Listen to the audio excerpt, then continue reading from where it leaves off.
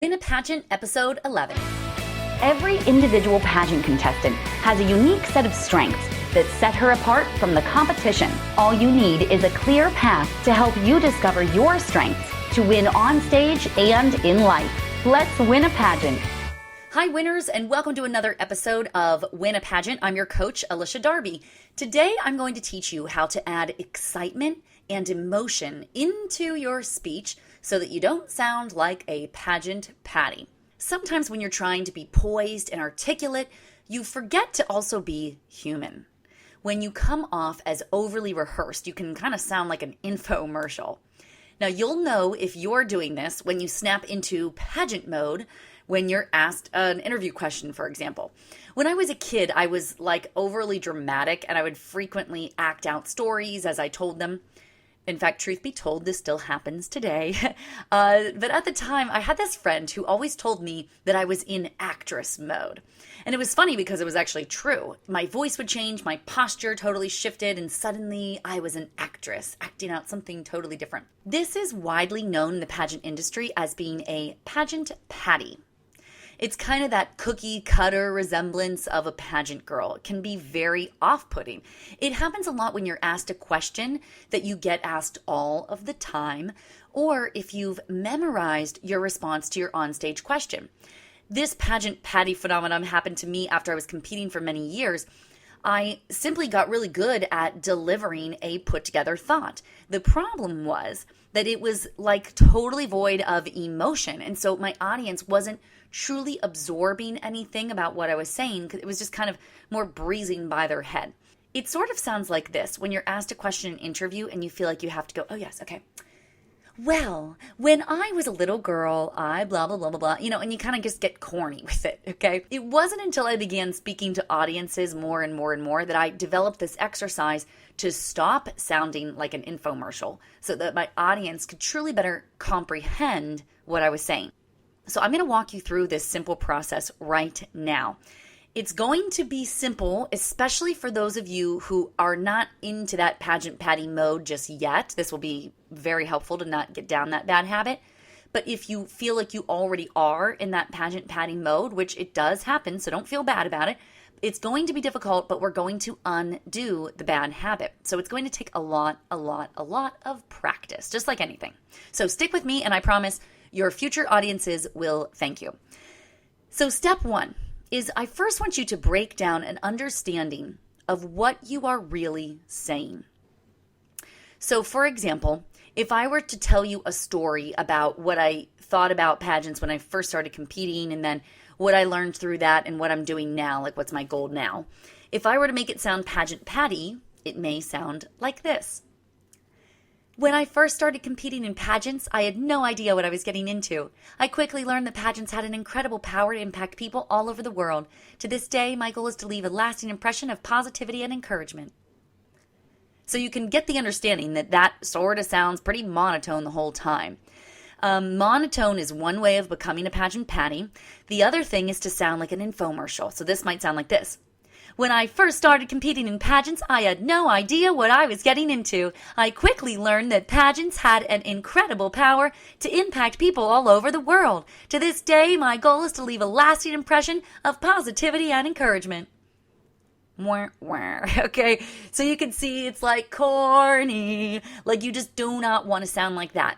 So I'm reading to you right now from a paragraph for a couple sentences that I wrote out in advance, but this is very common for people who have, a story that they tell over and over and over. So here's what we do. We break down, what are we really saying? Now I do this by chopping it up into little phrases, and I'll post in the show notes, I'll post exactly how I chopped this up so that you can see that. But I'm just going to kind of give you a general idea so that you can see it, but you can imagine how it is too. It's basically just broken into phrases.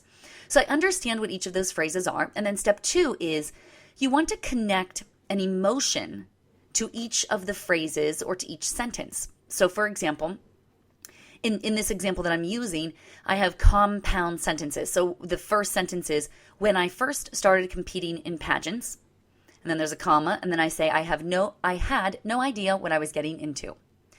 So I might say, for example, that the first emotion that's attached with when I first started competing in pageants is sort of restful. Like I want my audience to relax and to feel like they're being told a story, sort of like kindergarten children at story time. I'm wanting to convey this emotion of rest and engagement, kind of get them excited about what's to come, like they know a story is coming. And then the second part, I had no idea what I was getting into. This emotion I attached to it is sort of this ridiculous confusion. Like, it's so confusing. I didn't even have any idea what I was getting into. Okay, so I'm able to convey that emotion through the words I'm saying. So you break down, step one is you break down an understanding of what you're actually saying into phrases. Then step two is to connect emotions to each phrase or sentence. Step three, practice overdoing it with the emotion or expression that you attach to it. So for example, if I'm practicing with the example I'm giving you now, when I first started competing in pageants, now a way to overdo it, which is our step three, practice overdoing it, might be like this. When I first started competing in pageants, so see how I made it sort of anticipating. You almost can envision a group of kindergarten children sitting around at my lap, When I first started competing in pageants, so I'm giving this restful anticipation. And then the second part, I had no idea what I was getting into. So step three, overdoing it with emotion and expression might be, I had no idea what I was even getting into. So I'm overdoing the expression. Okay, you can understand that. Then step four is to communicate for deep understanding. That's really what I'm going for. Is I want to take people with me. I want them to help them understand what I'm really saying. So if I were to do that, it might sound like this. When I first started competing in pageants, I had no idea what I was even getting into.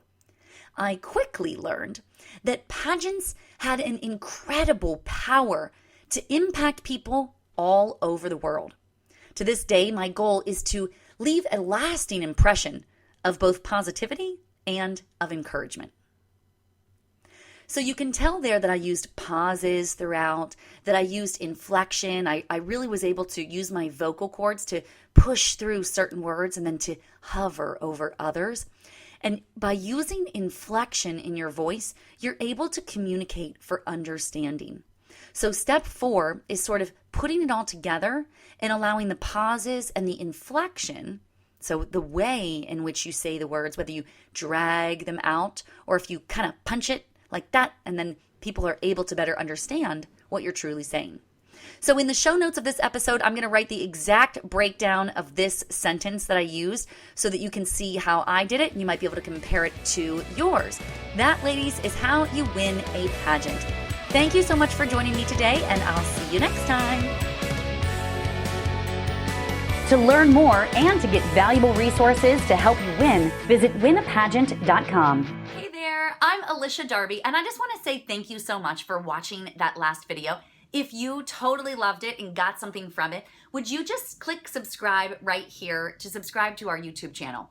Hey, I am here for you, and I've got so many more trainings and videos for you. In fact, this one would be a really great one to watch next. Or if that topic doesn't interest you, then try this one. It's my most recent video training. So I think both of these would be really great for you. Thank you again so much for subscribing. I am honored to be your coach. I'll see you again soon.